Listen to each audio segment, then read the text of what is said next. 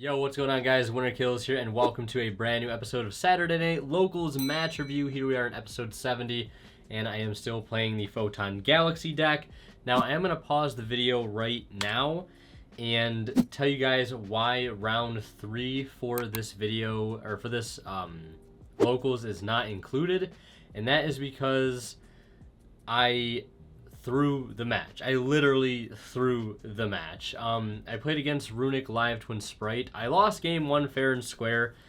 I think I could have played out the match a little differently, if I'm being, or well, game 1 at least. But game 2, my opening hand was double trade-in, Droll, Galaxy Soldier, and Photon Orbital.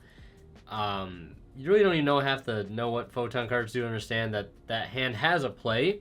For some reason, I didn't realize that, like, at the time. I thought I just bricked. I don't know why. I don't know why. But I bricked. Well, I thought I bricked, and I just passed on nothing, thinking that I had bricked, but I didn't brick. And I don't think it would have mattered, because my opponent hard opened Ash, and they would have ashed, at least I presume they would have ashed the Galaxy Soldier effect to search, and I wouldn't have been able to do anything about that past that. But it is what it is. Yeah, so let's go ahead and hop right in this. We're going to start playing the video now. And yeah, I start with Thrasher. Opening hand, we have Thrasher, Orbital, Wizard, Expedition, and 100. So I start by specialing the Thrasher, get a free body on field to be able to equip the Orbital 2. And we're also playing against the Springan deck, Springan Adventurer deck. And this is a pretty solid opening here. I do debate a lot of times in situations like this, like especially if I've already got a normal summon like Wizard in hand, like do I want to go for another search normal summon like the Jumper? But I feel like there's so much value in going for Galaxy Photon Dragon, detaching something like Jumper.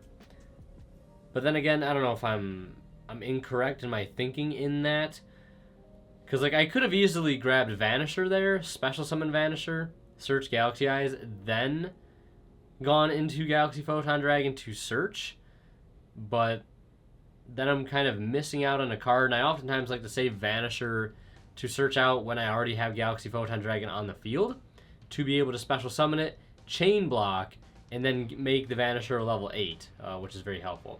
My opponent decides to ash the Galaxy Photon Dragon, which is fair enough, so, you know, no big issue there. And yeah, so I'm like, that's fine. I can just go ahead and resolve the effect of Photon Jumper now to go ahead and search for a Photon Galaxy spell or trap. And I grab Hyper Galaxy because I was still playing Hyper Galaxy at this point, which I've been testing Hyper Galaxy again a little bit. I just don't really like the card. Like, there's some matchups where it's just not good against, like Sprites, Pearly, and there's probably some other decks I'm forgetting as well where it's just not great against. And sometimes it's like awkward, like against Despia in some cases, like you can't like even resolve the card until they've already made their fusion monsters, and at that point it's not really trading very well with their cards. Like, I don't know, it could probably be something entirely different. I thought about playing Galaxy Zero, but that card also seems kind of underwhelming most of the times too. So we use the 100 here. That's going to go ahead and send Emperor. Emperor's going to go ahead and special summon itself. And now we have an additional normal summon. We also have a level 8 body on the field. And that's pretty important here, because we can go ahead and bring out, well, we can use the Expedition, which is going to bring out Soldier here. I could have probably brought out Galaxy Eyes, if I'm being totally honest. I think Galaxy Eyes could have been a decent summon here. But I guess going for the Galaxy Soldier is also okay, since we can make it a level 8 as well with the effect of Galaxy Photon Dragon as Chainlink 2 to make it a level 8. And we also search a Galaxy Monster here. And again, this is an example of why I think Galaxy Soldier sometimes is only as good as the card it can search you at certain points in your combo, and you're seeing that kind of right now, where I grab the Brave, but I don't even have anything in hand to use for Brave. As you see, I only have the Wizard and the Hyper Galaxy. So I was really debating on, like, you know, what do I grab here? Like do I grab a Summoner? I guess I think grabbing Summoner, now that I think about it, maybe makes more sense, because I can either normal summon it right now to bring back something for an additional body, like to be able to make a Soul Flare with, or to be able to make a Blast Dragon with, or I could just hold the summoner for follow-up. And I'm also going to make the Gigantic Champion next as well, since we have the Orbital setup. It's like so crucial to have Orbital like already in your opening hand, or set up Orbital to be able to go for the Therion line. And I don't think I was playing, yeah, I'm playing Galaxy Zero in here still. And I don't think I was playing Disc Coliseum yet, which I think was kind of a mistake now that I think about it. Like, Disc Coliseum is just such a good card. I don't think there's a reason not to play it. Like, instead of playing 3 Regulus, playing 2 Regulus in a Disc Coliseum, I think that's perfectly fine. So I do decide to commit my normal summon here on the second normal summon on the Galaxy Summoner. And that's going to go for Blast Dragon. And yeah, that's a bit of an awkward end board there. Yeah, that's a bit of an awkward end board. It's a bit of an awkward end board. I just wonder if there's anything that I could have done differently there that would have been like a bit better, as far as like, because I've also started playing Felgrand again,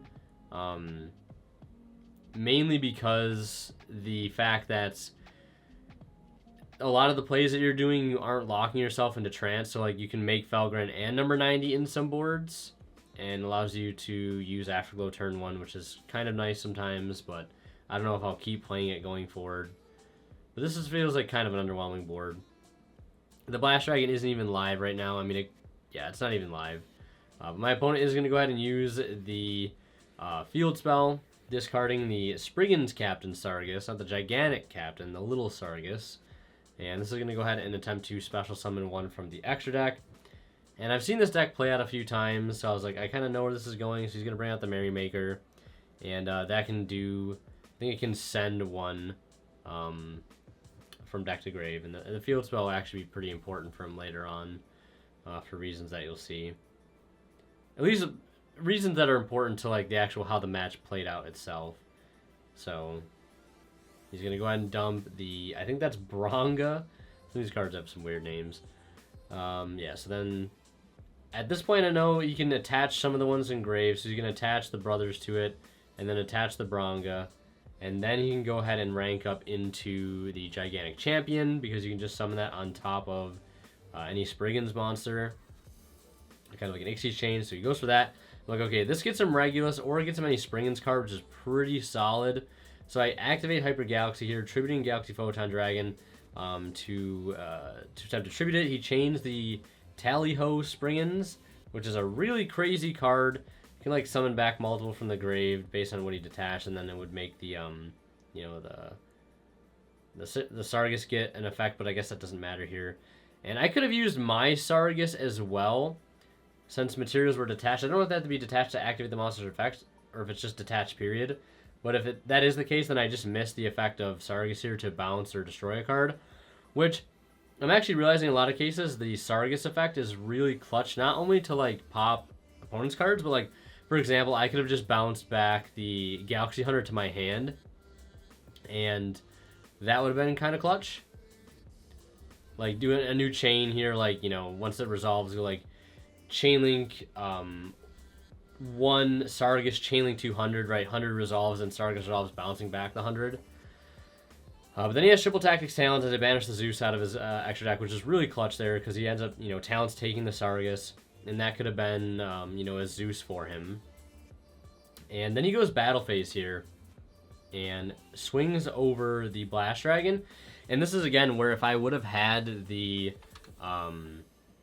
Disc Coliseum on the field, I could have just protected it from destruction by sending another Regulus, or once, if I let him destroy it, right, and I don't protect, I could just add back a Regulus from grave, and then I have a way to start my turn with an Omni Negate plus Orbital Search.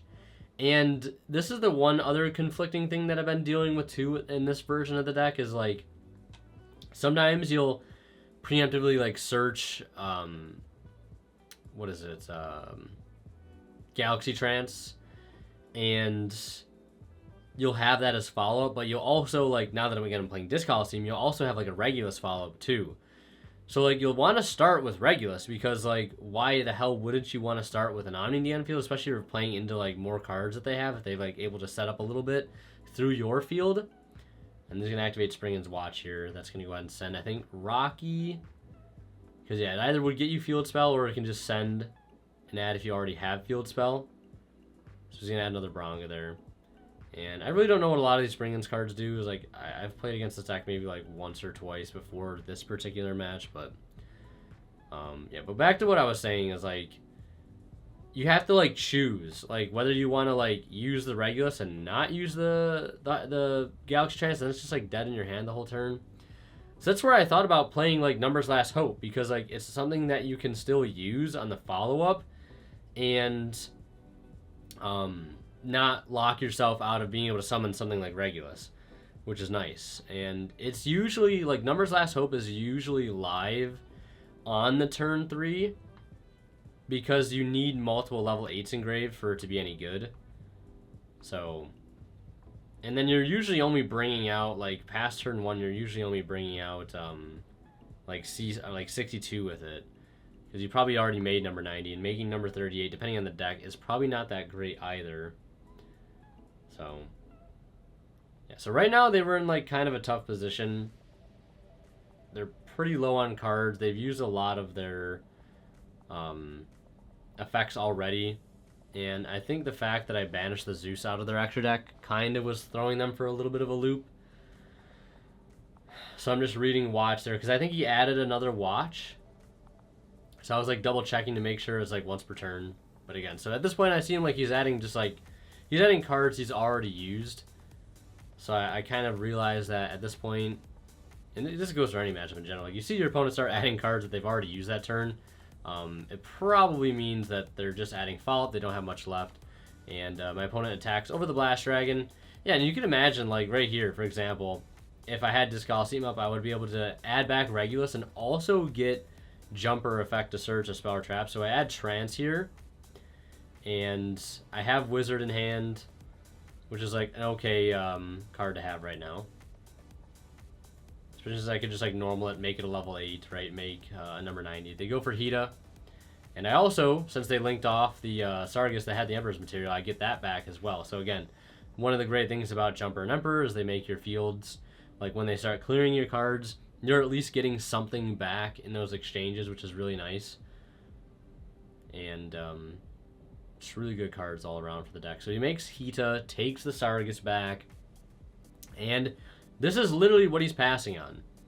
And we're about to witness something that's very, very unfortunate that actually ends up costing me this game here.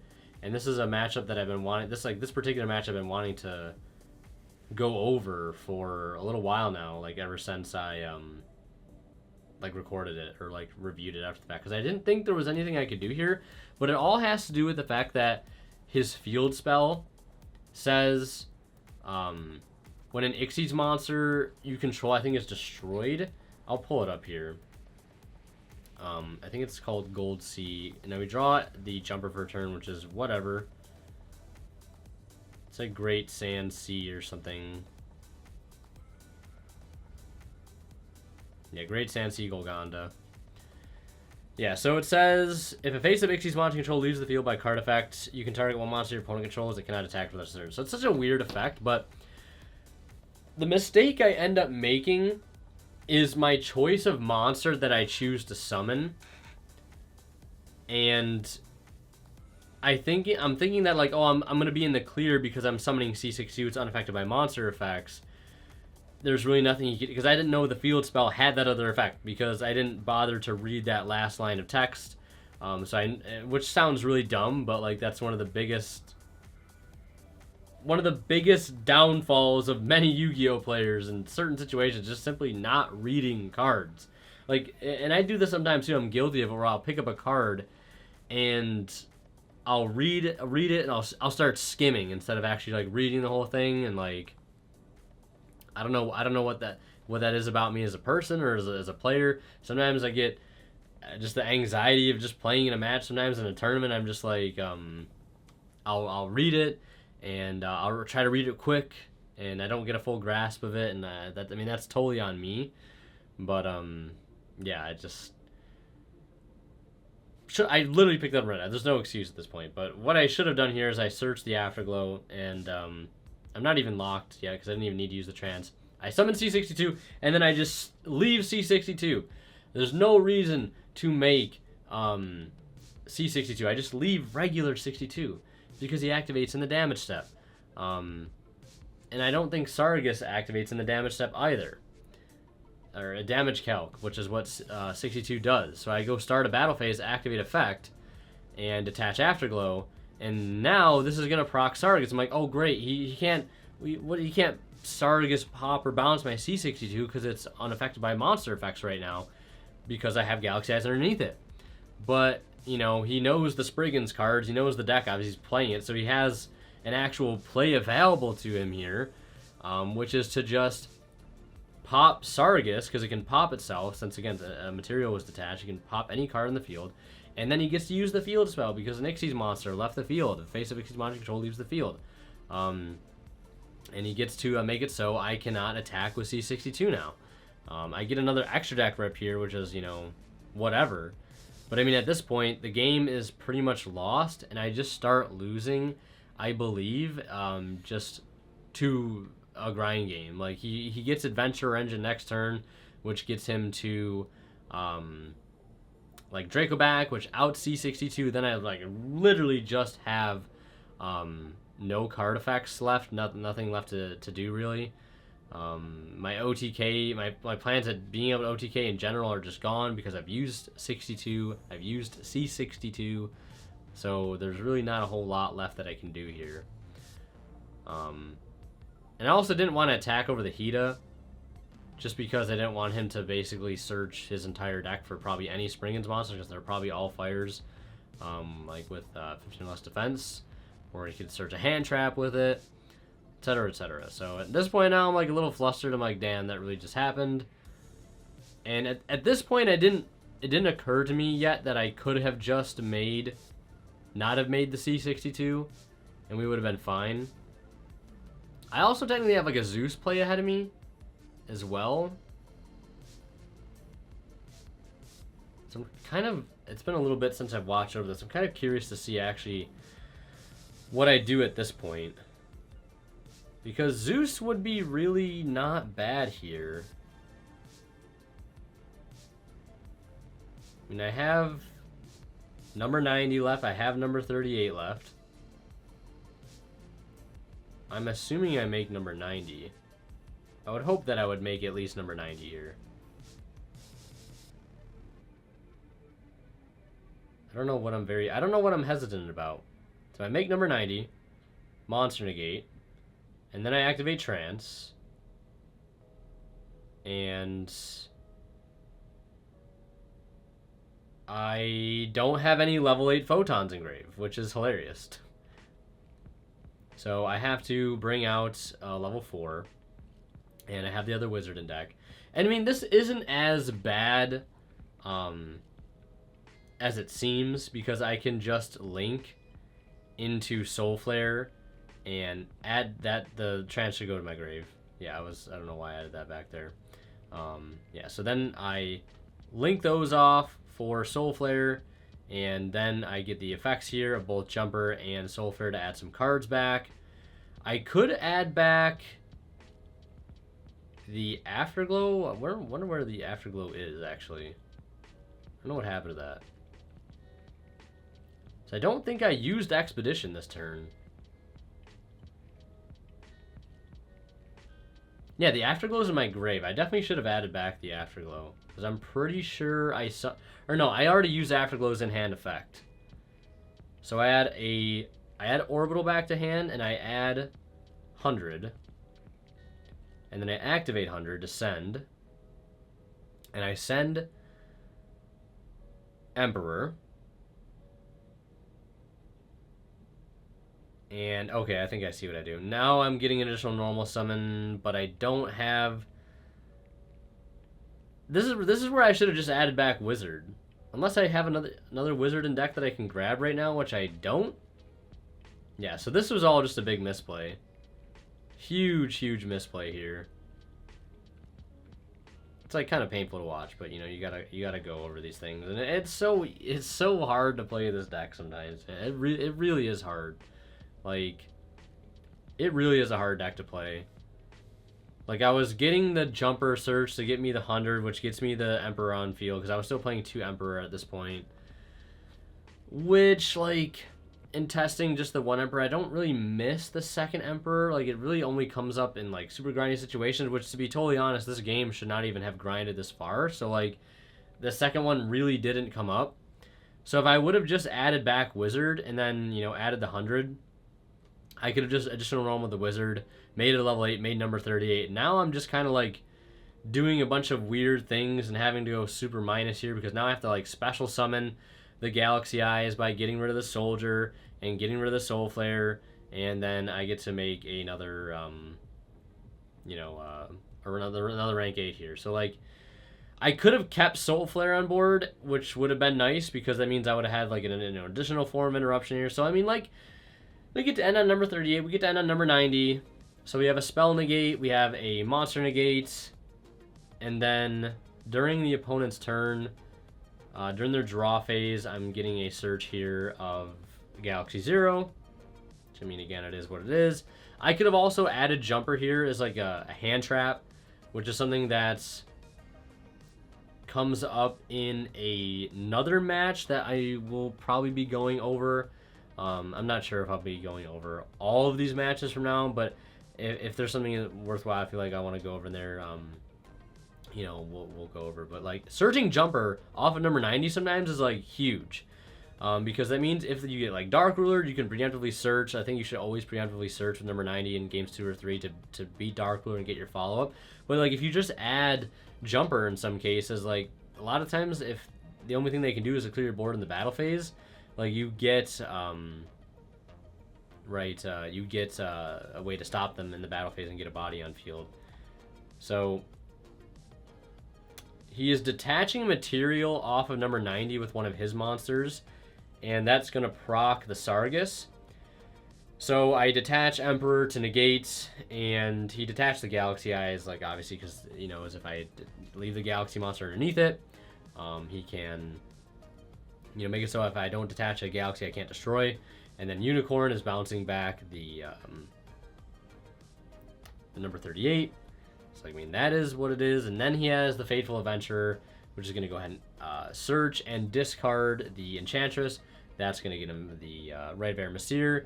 He's going to get Token, and then he's going to get Equip Spell. And then the Dracoback is going to go ahead and out the C62, which is really unfortunate. And, I mean, yeah, it's like the attack is still doubled. It's still huge. It's still like 12,800 or something. Like, it's still gigantic as a Nixie's monster. Or like 11,000 something. Like, it's going to get bounced, though, by the Dracoback, which is just unfortunate at this point. And, like, the Galaxy Zero isn't even really good follow-up at this point. Like, the only thing it's really going to make me be able to do is to, like, summon back the number 90 if it gets cleared, put, like, a full armor on it, which I think is still max your deck, and then, like, make Zeus, which is whatever. And then he uses Field Spell to bring out another Merrymaker. And also, like, 100 Banishes, too, are kind of hard with this deck, too. In a lot of decks, it's, like, very difficult, those, you know, cards to try to get rid of. It sucks, though, because, like, a lot of times, because of Kashtira, like, people are already building their extra decks in such a way where, like, all the good cards in their deck, they're playing more than one copy of. And, you know, it's a lot harder to resolve, like, 100 to rip a card than it is to simply use, like, something like Unicorn. Yeah, and then he goes into Access Code, and he has, Hida, and he has the Unicorn Engraved to be able to get the double pop, and that is the end of game 1. Very long and arduous game that did not need to go as long as it did. Super unfortunate misplay there. I just didn't really know the secret effect of his field spell. So game 2, I open up Wizard, Regulus, Orbital, Soldier, and Emperor. Really, really solid hand. I decide to go Soldier, discard, Emperor, and he does have a Bestial, which is super unfortunate, but it is what it is. And this is where also, like, playing the second Emperor is kind of nice, I guess not really, because we already used the graveyard effect. The only good it would have here would be able to like summon it off of an expedition. This my philosophy now though is like I just don't want to draw it. Because like I've been like back and forth on trade-in too. Like I tried prosperity recently, but I think I'm just back on trade-in just because like the loss of extra deck utility is so bad sometimes. Like it really does make a difference. Especially now that I'm like trying out Thrust too, potentially. Like it's the Thrust card. I mean, so is prosperity, but and then also not being able to draw off tactics too is another thing that's really annoying. But I digress. So we get you know, the orbital setup, which is nice. We get Regulus on field. We get Jumper. We get Brave. Brave again coming in so clutch. This is also where I was still siding Anti-Spell and Judgment, which I've replaced those since with things like D-Barrier and Magic Reflector, which are just way better than Judgment and Anti-Spell. Anti-Spell was really a bold card in this deck. Like I was very focused on like stopping Dark Ruler, which like is still kind of a problematic card. Still kind of want to try to have a way to deal with that. My only way of dealing with it right now though is to like basically make it so my opponent can't play. Like they Dark Ruler me and then I hit them with a D-Barrier, or if they're playing like Runic or yeah, Runic or Sprite, like you hit him with the Magic Reflector if you get it off of like Thrust. So it's pretty good in that sense. Yeah, I don't know. D-Barrier just like turn skipping my opponent back is like feels a lot better than, you know, trying to judge him to stop Dark Ruler. Because then if they, in a lot of decks too, if they don't have Dark Ruler, whoops, I accidentally paused there. But if they don't have Dark Ruler, a lot of decks like the Judgment just feels very awkward. Like there isn't really always a great spot against every deck to Judgment something. So yeah, this is where you're gonna see the Expedition come in clutch, bringing out the second Emperor. And we've also chain blocked too with that Vanisher, be able to make it a level 8. So now I have a rank 8 play here. Yeah, since that's the Soldier is still level 5. So I was debating on what to make here, because it's like a little awkward now that I already have Regulus on field. But I guess that means I just get to make number 90. And this is also weird too, the situation that I'm in. So it's either like I could normal the wizard, but I kind of want, and I guess I don't have that luxury since I've already normal summoned Jumper, so I'm not going to be able to get Summoner. So I just normal summon the wizard. I think I'm trying to figure out how to get one more rank 8 on field. Like try to set up a number 38 as well, because again he's playing like the adventurer card, so like if we can end on number 38 as well, that'd be really good. And I have Galaxy Eyes in hand. So I'm looking at, well, Brave's already there. I'm looking at the Galaxy 0. Yeah, this is a tough spot to be in. Looking at Afterglow. Yeah, so I think the only thing I can do here is add Afterglow and then special summon the Galaxy Eyes by getting rid of the Soldier and the Galaxy Photon Dragon, which feels really bad. But again, it is what it is. And he has that Magnamud on field already, which is not like super threatening. But he does get that end phase search, which is really good for like a Druis Worm, which makes things more problematic. And I feel like sometimes I try to like I always overextend too much of this deck sometimes. Like I end up trying to make boards that are just too big, where I should be trying to like, you know, end on Soul Flare, like prioritizing like ending on a Soul Flare to get a card back, and like ending on Blast Dragon for the targeting protection, more so than I should be trying to focus on going for outright like sheer interruption. And again, that's all very hard to do sometimes, because again, this deck is like kind of hard to play. Like it's a hard deck to play. If you want like a challenging deck that's not linear, like definitely look into playing Galaxy. I think now it's a very pilot dependent deck too. Like it feels very good to play just because it's very like skill intensive, I think. If you want a deck that really works your brain out, like there's so many lines. like if I were to do like a combo video in this deck, like I could do like 50 different like 2 to 3 card combos that all like roughly get to the same board. Like it's so weird. And I wish it was easier like a linear deck where like, you know, I can't really think of any decks off the top of my head, but like a deck like I guess the Spirit deck that I was playing, like your go-to end board was always like Baron, Fenrir, Dawn Dragster, and then like the Link 2 on field. Like that was always like your go-to end board. Like so you always had like the vision of how to get there. But this deck, like a lot of times there isn't a go-to end board. Like it's just kind of like you make whatever you can make in most situations. And I've thought several times about like, oh, I should try to make like you know,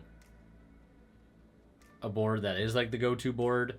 Also, so a weird thing happens here too.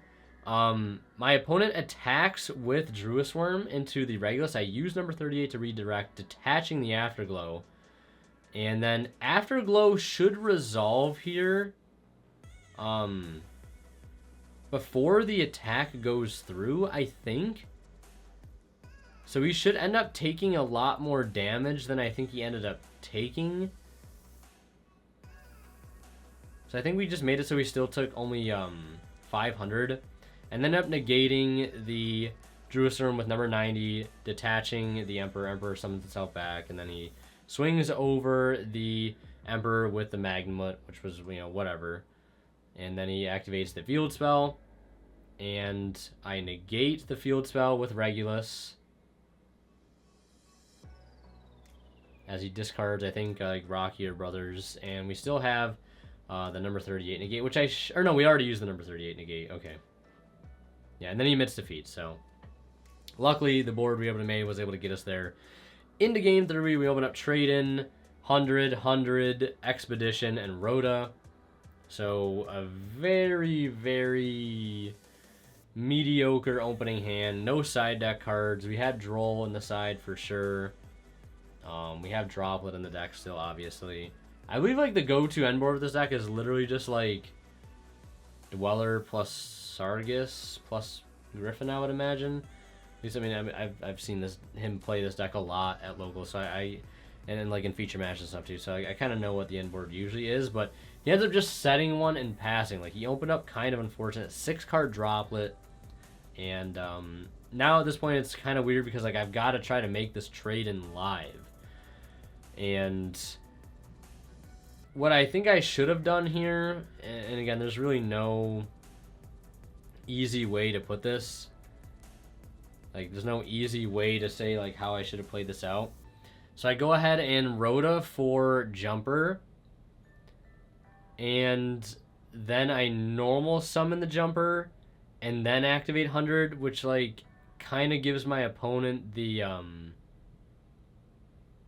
probably the idea that I need, like, this card to go through. Because in order to use Emperor, you have to have another Photon or Galaxy, like, in your field or your grave. And there's no, like, thing I could Rhoda for that, like, ends up getting me to a level 8, at least in this point.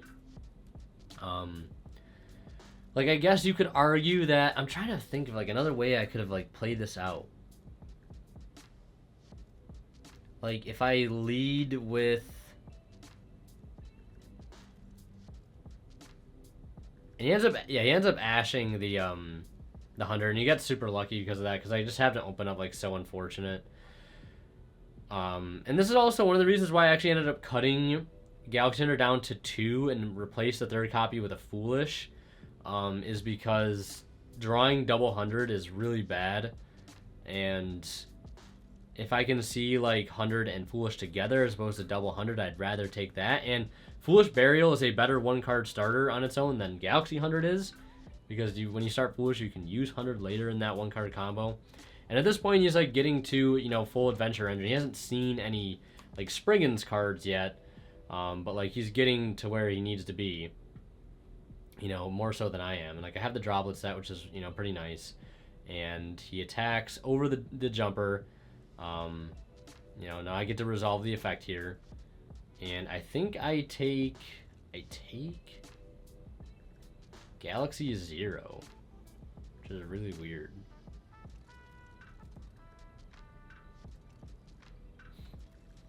Did I already have Trance in hand? No, I don't. I probably should have just added Trance there. But I draw Brave, and which is good because it makes the trade in live. That resolves. I draw Droll Vanisher. So I was like, okay, that's not that good. But I guess I have like technically 2 ways to play. So I go ahead and activate 100 and use the effect to send here. Yeah, so sorry for the abrupt end of the video there. I don't know what happened to the rest of the footage. But I know I ended up losing that match. I can't remember what card my opponent had set or in hand. I had Droplet for the Griffin Negate, obviously, but I can't remember how I ended up losing that one, but I did. I know for a fact I did end up losing. We might have had D-Barrier set, honestly, which calls Xyz, and then I can't really do anything.